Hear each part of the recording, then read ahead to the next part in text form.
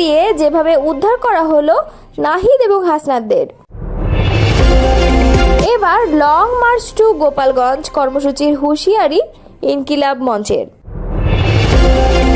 গোপালকে দিল্লি পাঠিয়ে গোপালগঞ্জকে আবু সাইদগঞ্জ বানাতে হবে বলে মন্তব্য করেছেন রাশেদ প্রধান।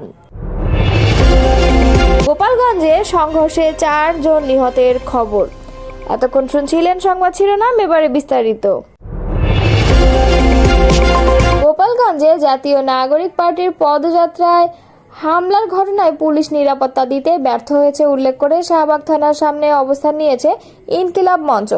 এ সময় লং মার্চ টু গোপালগঞ্জ কর্মসূচি ঘোষণা হুঁশিয়ারি দেন তারা।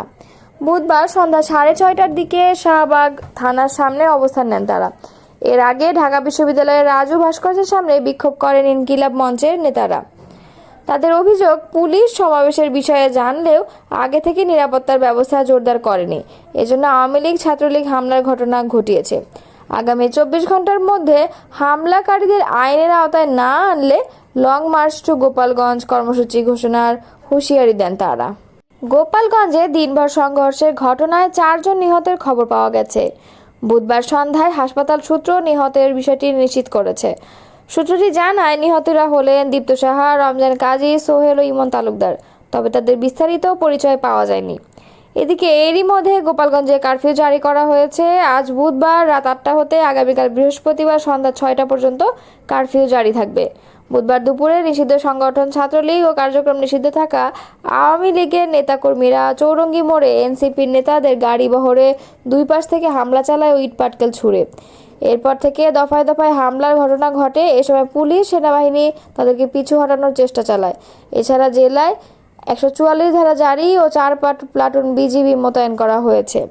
এদিকে হামলার মুখে জেলা পুলিশ সুপারের কার্যালয়ে অবস্থান নেয় এনসিপি নেতারা। পরে তাদের সেনাবাহিনী ও পুলিশের সহায়তায় সরিয়ে নেওয়া হয়। অন্যদিকে এনসিপি নেতাদের গাড়ি বহরে হামলার ঘটনায় দেশের বিভিন্ন মহাসড়কে অবস্থান নিয়ে ব্লকেট করেছে ছাত্র জনতা।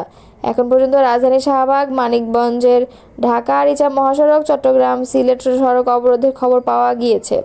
বিক্ষোভকারীরা বলেন, 72 ঘন্টার মধ্যে গোপালগঞ্জের ঘটনায় জড়িতদের গ্রেফতার করতে হবে। তবে দলটির আহ্বায়ক নাহিদ ইসলাম ব্লকেট সরিয়ে দেওয়ার আহ্বান জানান। তিনি বলেন, সড়ক থেকে ব্লকেট সরিয়ে রাজপথের একপাশে অবস্থান করুন। জাতীয় গণতান্ত্রিক পার্টি এর সহসভাপতি ও দলীয় মুখপাত্র রাশেদ প্রধান বলেছেন, দিল্লির আশ্বাসে ফ্যাসিবাদী আওয়ামী শক্তি এখনও আস্ফালন করে চলছে। পুলিশ হত্যার বিচারের কথা বলে নিজেরাই পুলিশের উপর হামলা করছে। এই দেশ আর দিল্লির মুখপাত্র খুনি হাসিনার নয়। এই দেশ এখন মুগ্ধ ওয়াসিম আবু সাইদের। তাই দেশবাসীকে প্রস্তুতি নিতে হবে। গোপালকে দিল্লি পাঠিয়ে গোপালগঞ্জকে আবু সাইদগঞ্জ বানাতে হবে। 16 জুলাই রংপুরের পায়রা চত্বরে জাগপার মাসব্যাপী জুলাই গণঅভ্যুত্থান স্মরণে ও আগামীর বাংলাদেশ গড়ার কর্মসূচির 16তম দিনে গণসংযোগ, লিফলেট বিতরণ ও বিক্ষোভ মিছিল শেষে পথসভায় তিনি এসব কথা বলেন। এর আগে জাগপা নেতারা শহীদ আবু সাইদের প্রথম শাহাদাত বার্ষিকী উপলক্ষে তার কবর জিয়ারত করেন। রাশেদ প্রধান বলেন, গোপালগঞ্জে দফায় দফায় সন্ত্রাসী ও নিষিদ্ধ সংগঠন আওয়ামী লীগ পুলিশের উপর, ইউএনও এর উপর এবং এনসিপি নেতাকর্মীদের উপর হামলা চালিয়ে আবারও প্রমাণ করেছে আওয়ামী লীগের অপরাজনীতি মূলত দেশের জনগণের বিরুদ্ধে। তিনি আরও বলেন, শহীদ আবু সাইদের প্রথম শাহাদাত বার্ষিকীতে আমাদের শপথ নিতে হবে খুনি হাসিনা ও তার দোসরদের গণহত্যার বিচার নিশ্চিত করা, দল হিসেবে আওয়ামী লীগের বিচার করা এবং হিন্দুস্তানের আধিপত্যবাদ রুখে দেওয়া পর্যন্ত আমাদের আন্দোলন চলবে। ভারতীয় আগ্রাসনের বিরুদ্ধে এবং গণহত্যাকারী ফ্যাসিস্ট শেখ হাসিনা ও তার দোসরদের বিচারের দাবিতে দেশব্যাপী গণসংযোগের অংশ হিসেবে জাগপা 6 আগস্ট খুনি হাসিনাকে ফেরত চাওয়ার দাবিতে ঢাকায় ভারতীয় দূতাবাস ঘেরাও কর্মসূচির ঘোষণা দিয়েছে। পথসভায় আরও বক্তব্য রাখেন জাগপার প্রেসিডিয়াম সদস্য আসাদুর রহমান খান, শামীম আক্তার পাইলট, ঢাকা মহানগর আহ্বায়ক শ্যামল চন্দ্র সরকার, যুব জাগপার সভাপতি নজরুল ইসলাম বাবলু, শ্রমিক জাগপার সাধারণ সম্পাদক মনোয়ার হোসেন, পঞ্চগড় জেলা সাধারণ সম্পাদক শাহরিয়ার আলম বিপ্লব, দিনাজপুর জেলা সাধারণ সম্পাদক ইমরুল কায়েস রূপম, রংপুর জেলা সমন্বয়ক সালাউদ্দিন আহমেদ লিটন, গাইবান্ধা জেলা সভাপতি জাহিদুল ইসলাম, ঠাকুরগাঁও জেলা সভাপতি মোহাম্মদ জামাল উদ্দিন এবং নীলফামারী জেলা সাংগঠনিক সম্পাদক শাহাবুর রহমান সাবু। গোপালগঞ্জে জাতীয় নাগরিক পার্টির সমাবেশে হামলার পর দীর্ঘ কয়েক ঘন্টা অবরুদ্ধ ছিলেন দলটির আহ্বায়ক মোহাম্মদ নাহিদ ইসলাম সহ শীর্ষ নেতারা। পরে সেনাবাহিনীর একটি টিম এনসিপি নেতাদের এপিসিতে উদ্ধার করে নিয়ে আসেন। হামলার পর নাহিদ ইসলামের সঙ্গে অবরুদ্ধ ছিলেন এনসিপির সদস্য সচিব আক্তার হোসেন, দক্ষিণাঞ্চলের মুখ্য সংগঠক হাসনাত আবদুল্লাহ, উত্তরাঞ্চলের মুখ্য সংগঠক সার্জিস আলম সহ কেন্দ্রীয় নেতারা।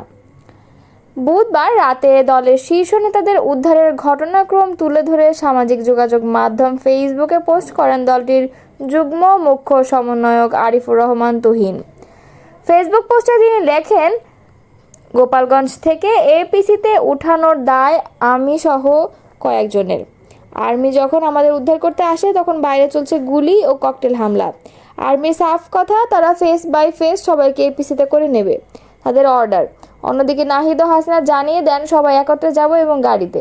এগুলো নিয়ে প্রায় আধা ঘন্টা দেন দরবার চলে, এরপর সবাই নিচে নামি।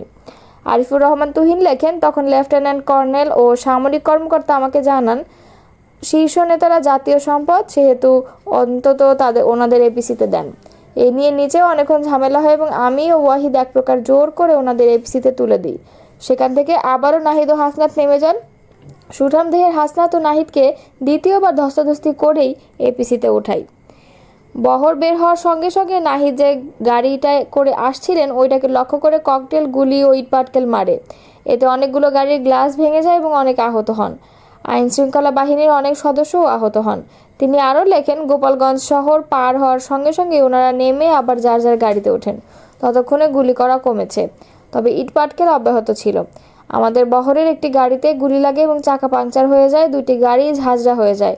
প্রশাসনের ব্যাকআপ নিয়ে আর কিছু বললাম না।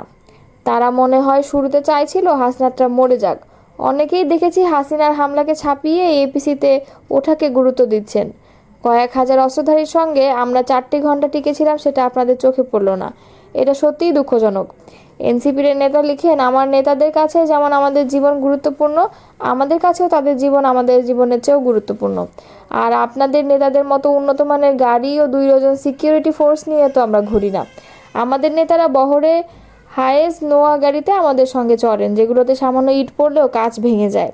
তিনি অভিযোগ করেন, সন্ত্রাসীদের মূল লক্ষ্য ছিল নাহিদ, আক্তার, হাসনাতরা। এটা তো সহজেই অনুমেয়। সুতরাং আমরা আমাদের নেতাদের জীবন বাঁচাতে যা দরকার সেটা করেছি। আপনার একটি সন্ত্রাসী বাহিনীকে ছাপিয়ে এপিসি নিয়ে পড়ে থাকবেন জানলে সবাই ওইখানেই মরে যেতাম। সবশেষে তিনি লেখেন, ভালো থাকবেন আমাদের ওইসব বন্ধু।